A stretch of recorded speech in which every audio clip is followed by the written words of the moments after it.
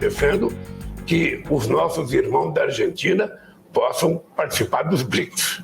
Eu defendo isso, vamos ver na reunião como é que fica, mas eu defendo, se vai ser agora, se vai ser daqui ao mês, 2 meses, tudo, mas eu defendo que é muito importante a Argentina estar nos BRICS, e até porque tem uma coisa muito importante, o Brasil não pode fazer política de desenvolvimento industrial sem lembrar que a Argentina é um país que tem que crescer junto com o Brasil.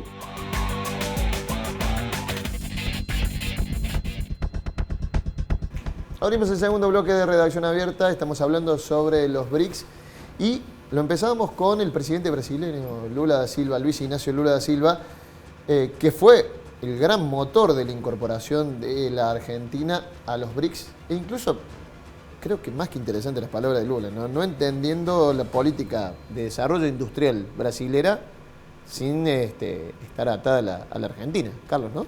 Correcto. Creo que Lula es de los dirigentes que hoy tiene la América Latina el más lúcido y es el verdadero estadista que tiene la América, ¿no? Y en este nuevo replanteo de su tercer mandato está haciendo este juego importantísimo. Recién hablaron de Celso Amorín, hablaron de todo su equipo que reconoce que además de estar en los BRICS, es importante para Brasil ser complementario con sus vecinos. Y de allí todo este gran despliegue nuevamente de Itamaraty que se ha hecho en toda nuestra región. Porque Bolsonaro había destruido las relaciones bilaterales en América del Sur. Él dijo desde el primer momento con su amigo Trump, hacía negocios nada más. Y en este caso específico... Sí, que tampoco es tan blanco y tan negro, ¿no? Porque si, así todos seguían comerciando mucho. No, por supuesto, y a último momento, antes de irse, negoció con los BRICS. Claro. Porque cambió también parte de su discurso. Pero porque la realidad es la única verdad, eso es, hay que ponérselo bien en la frente. Y la política internacional, uno puede decirla, pero no entenderla, y no entenderla es quedar fuera del espacio histórico. Ahora, Carlos, en octubre tenemos un proceso electoral, muy probablemente, o no se sabe, pero si llega a haber un cambio de signo de gobierno, ¿qué crees que puede pasar? A ver, la Argentina se incorporaría a este bloque el 1 de enero del 2024. Estamos invitados a integrarnos a partir de esa fecha. Sí. Según los candidatos, aunque dicen que algunos están variando hoy en día las declaraciones que han hecho hace 10 días atrás, como dijo nuestro amigo acá, que los diarios hace una semana decían una cosa y una semana después decían otra. Bueno, es muy habitual también en la política argentina que ocurran estos desfasajes así sin dar explicación. Creo que hay que entender muy claro esta situación. Gonzalo Alguén dijo de que la Argentina, en el famoso pacto Roca-Russellman, declaró la decadencia argentina, porque fue a aliarse a una nación declinante, el Reino Unido y la Gran Bretaña. Hoy, los BRICS nos dan un boleto para, vamos a hacer una cosa sencilla, un boleto para subirnos al tren de la historia del siglo XXI. ¿Vos creés que una cosa es lo que se puede decir ahora en campaña y otra muy distinta a la que se puede hacer el 11 de diciembre? Exactamente. Ahora, si continúan con esta tesitura, la Argentina pierde los próximos 50 años. Es así de sencillo esto, ¿eh? Pierde los 50 próximos años, o sea, 2 generaciones, olvidémonos de alguna posibilidad de crecimiento, desarrollo, porque vamos a quedar fuera de esta posibilidad y lo único que nos ofrece el supuesto bando al que dicen ellos pertenecer, ¿qué nos ha ofertado hasta ahora? Absolutamente endeudamiento y más crisis y más ajuste. No hay otra perspectiva. ¿Dónde está la posibilidad de que haga inversión en Argentina la Unión Europea, el Reino Unido, Estados Unidos? ¿En qué? ¿En qué? Si ya hay otros competidores que lo están haciendo y lo están haciendo muy bien y con mucha potencia. Marce, ¿vos qué crees que puede pasar? No, y además... Después de las elecciones y después del 10 de diciembre. Yo creo que hay cuestiones que deberían Haciendo ser... hipótesis de que Hay cuestiones que deberían ser ser políticas de Estado, e incluso desde un punto de vista pragmático, ¿no? Porque, a ver, habría que preguntarle a Bolsonaro cómo le fue con la Europa que no quiso firmar, por ejemplo, o materializar el acuerdo Unión Europea-Mercosur, que tanto se promocionó acá en otro momento, porque tenía en el plan alto una figura como Bolsonaro, que había hecho de la deforestación de la Amazonia, que tenía otra serie de cuestiones, por supuesto con la presión interna que tenía en momentos de los agricultores franceses también, que no querían que se materializara ese acuerdo. Pero de hecho, la persona que supuestamente estaba llevando a Brasil a sacarlo de esos bloques, también en su momento lo dijo Bolsonaro cuando recién llegaba al poder, después terminó aislando cada vez más a Brasil en esa situación. Y, como decía Pereira Mera, se terminó aliando a figuras como la de Donald Trump, que no sabremos tampoco qué pasará de aquí a un par de años, si efectivamente, como el propio Trump vaticina, está preparando su regreso a la Casa Blanca o no, pero si vamos a estar supeditados a esos vaivenes, también nuestra política además va a ir cada vez más devaluándose, ¿no? Y en este sentido me parece que hay que hacer una lectura inteligente. Habría que preguntarle también a quienes están en este momento siendo parte de economías regionales o que tienen que ver con estos tratos con estos países que forman parte del BRICS, qué opinan de estas declaraciones que son rimbombantes o grandilocuentes en su momento para fijar posición. Mira, me estaba acordando, mientras los escuchaba hablar aquí, algo que dijo Sebastián Piñera cuando había ganado la primera vez que ganó las elecciones en Chile, que él quería hacer una presidencia como la de Lula, lo decía alguien que provenía del mundo empresario y de la derecha.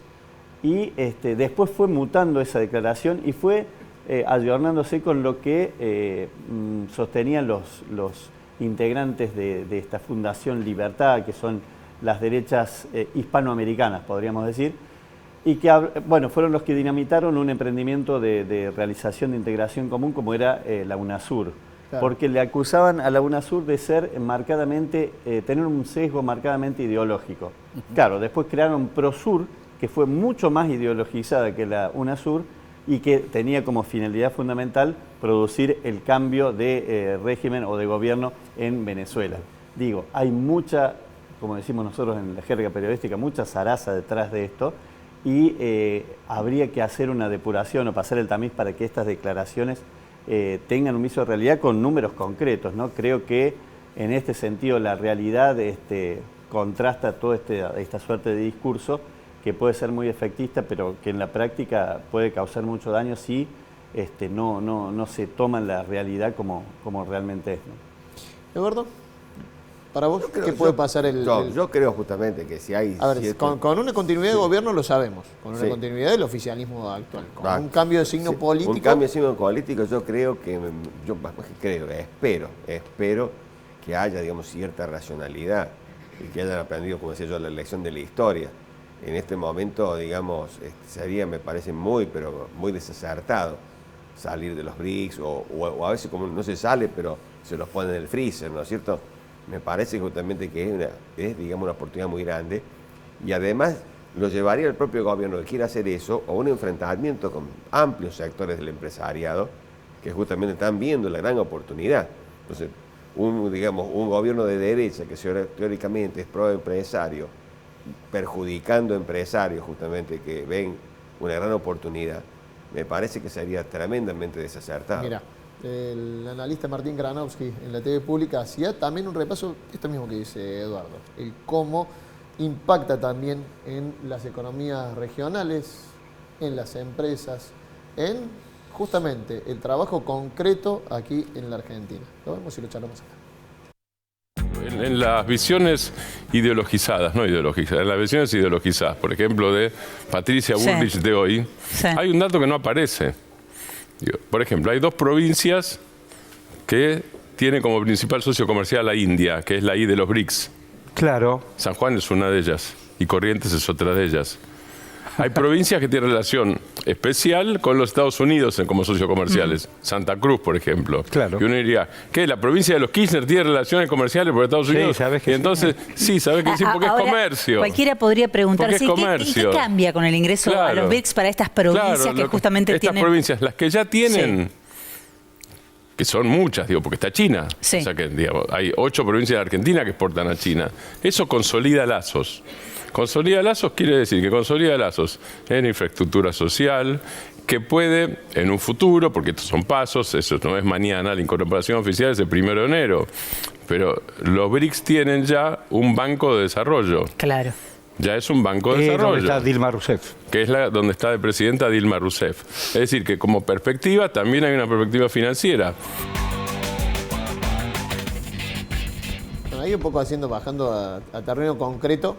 Y Que lo dijo en esa entrevista más de una vez Martín Granos, que dice, sacale cualquier condimento, andalo práctico, dice, o sé práctico, ¿no? Nosotros sí, por eso digo que justamente sería muy paradójico que un gobierno de derecha, pero empresario, termine bromando justamente la actividad empresaria, la actividad económica, la actividad industrial. El empresario en general se ha manifestado a favor. A favor, por supuesto. Yo creo que ven, como vos decís, es un mercado de 3.200 millones de personas. Está bien, pero por Cuando ejemplo, vos recién Argentina tiene hacías... problemas de escala, justamente. Claro. Nosotros solucionaríamos la falta de escala para muchas cosas, que tenemos tecnología, pero no la producimos porque no tenemos escala. De golpe nos encontramos con una escala inmensa. Es una cosa, yo siempre pongo un ejemplo. Dunlop tiene, digamos, un acuerdo con China para proveerla de cubiertas de bicicleta. Dunlop, la marca de cubiertas. Claro, sí. está enloquecido contento, imagínate. Cubiertas de bicicleta los chinos. Sí. Claro, factura, pero... Claro, una cosa que a veces no se dimensiona. Es más, nosotros tuvimos que desperdiciar un acuerdo con China cuando pedía que nosotros hiciéramos calzado de cuero. No nos alcanzan las vacas a nosotros. Ahora, Eduardo, vos decías recién también, salimos un poco del eje del dólar, Claro. como moneda de intercambio internacional. Pero, por ejemplo, hay uno de los candidatos, el principal, el ganador de las PASO, Milei, que incluso habla de la famosa dolarización, que para más de uno no sé si es canto sireno. Sí, pero mire, ¿no? si vos lo observás, vamos a coincidir. En los últimos 10 días ya no es tan de golpe, ya no le va a pedir un préstamo a Estados Unidos, va a jugar, digamos, con los dólares que están en el colchón. Si eso pasa, digamos, estaría, digamos, contradiciendo la ley de Gresham, que te dice, es una ley que existe desde la época del mercantilismo, del año 1500, que te dice que la mala moneda desplaza la buena moneda, que quiere decir, cuando vos tenés una moneda débil, comerciás con una moneda débil, y la moneda fuerte te la guardas de ahorro. Entonces, es decir, si él espera que la gente saque el dólar del colchón para comerciar, sería una cosa rarísima en toda la historia económica. Carlos, me queda un poquito tiempo, pero también, digamos, un poco como en base a esto, a decir, bueno, este cambio tectónico que vos veías, puede haber un cambio de posición o no, puede haber racionalidad, pero es más que interesante que Argentina vaya por ese camino, decís. Sí. No solamente lo más interesante, sino que prácticamente es la oportunidad histórica que se nos ha abierto en este siglo. Este es el siglo del sur global y es más que evidente. Perdóname, te lo voy a preguntar en base a si uno leyera esos titulares que decía Marcelo recién. No, che, pero nos tenemos que posicionar, no sé si le asusta mucho, ideológicamente con tal o con cual. ¿Implica eso? ¿Implica integrar un bloque? ¿Implica integrar qué, digamos? Implica integrar el nuevo sistema mundo, donde las luchas ideológicas, estimado, finalizaron en 1991, el día que desapareció la Unión Soviética. Ahora todo es lucha geopolítica y geoestratégica. ¿Para qué? Para conseguir las economías de escala, para conseguir los mercados, para conseguir las fuentes de recursos. Eso es lo que se ha desarrollado en lo que va de este siglo. Búsqueme una guerra que haya habido ideológica en este siglo. Todas las guerras han sido por recursos naturales que estaban en juego. Libia, Irak, África, Siria, etcétera. Donde se han creado grupos, hasta grupos guerrilleros. ¿Para qué? Para desestabilizar a los que en Occidente llaman régimen, cuando ellos, si para Occidente un gobierno es muy democrático, como el de Marruecos, que asesina miles de saharaui, ¿no? Pero no es régimen. En cambio, el iraní sí es régimen. Claro. Y no ha cometido esos crímenes que comete el reinado. La vara esa vara es la que maneja. La doble vara. Y esa vara no tenemos que utilizarla ni ponernos en ese juego, porque es el juego que le interesa justamente al poder occidental. Nosotros tenemos que jugar en este nuevo mundo del sur global, donde, como bien se ha expresado, las condiciones de relación son totalmente distintas. El presidente Xi Jinping, justamente este año se cumplen los primeros 10 años del proyecto de la nueva ruta o franja de la seda. Fue en el 2013 que lanzó, y como bien dice Eduardo, hay 150 naciones que se han adherido a ese movimiento, y el mundo tiene 194 países reconocidos. Claro. Entonces está la totalidad del mundo está ahí. Y el otro efecto que estamos viendo de este cambio tectónico es la desaparecida, voy a decir, guerra de Ucrania, porque ahora parece ser que no se sabe nada de Ucrania, ¿no? Porque como no hay ninguna noticia de la famosa contraofensiva de don Zelensky, entonces es un fracaso total y una masacre de sus tropas, entonces se ha borrado el panorama. ¿Y qué es lo que se plantea ahora? Que este mundo sea regido por normas y reglas, como dice Estados Unidos. Si ya no tiene normas y reglas, si las ha pasado por arriba todas. Y fíjate vos que el mundo real no lo ha reconocido. Pregunto, ¿cuántos países han sancionado a Rusia y qué países han sancionado a Rusia? Y ahí nos damos cuenta del cambio tectónico. Más que interesante. Marce, me quedan 30 segunditos, pero yo quería cerrar con algo, digamos, para... En estas cuestiones, digamos, que hablamos de dejar la estrechez de pensamiento en alinearse o no alinearse un poco con uno, con otro, digamos, se trata de lo que decía Carlos, ¿no? Sí, sobre todo en el tren de hablar de oportunidades y tomando en cuenta el papel y el lugar en donde estamos. Y hoy escuchaba, creo que fue en las últimas horas para cerrar, empezamos un poco con Lula y terminando un poco con Lula, que cuando le reprochaban a él ese supuesto posicionamiento, decía: Estados Unidos hace más de 40 años que no invierte nada en Brasil o no pone no demuestra un interés real, y nosotros hemos empezado a abrirnos y estamos comerciando con quienes han demostrado un interés real y nos han permitido desarrollar. Bueno, creo que un poco pasa por eso. Si nos vamos a quedar con la discusión ideológica o con el discurso y estar supeditados o casi en una posición de estar tratando de no ofender a quien nos puede dar de alguna manera una ayuda, que en realidad más que ayuda es siempre una suerte de extorsión, sí. Claro, digamos que no vamos a avanzar. En cambio esta posibilidad por lo menos merece ser explorada, y además con esa premisa de que Brasil es nuestro aliado estratégico y que creo que en el destino de Sudamérica no hay otra salida que una unión entre estos países que de alguna manera son los que marcan ese destino, ¿no? Muchas gracias a los tres. No, gracias. Muchas gracias a los tres. Ha sido muy didáctico y explicativo. Nosotros nos vamos a la segunda pausa en Redacción Abierta. Ya venimos con el último bloque. Hablamos de un encuentro musical que va a pasar acá en nuestra provincia, que es más que interesante. Pausa, ya venimos.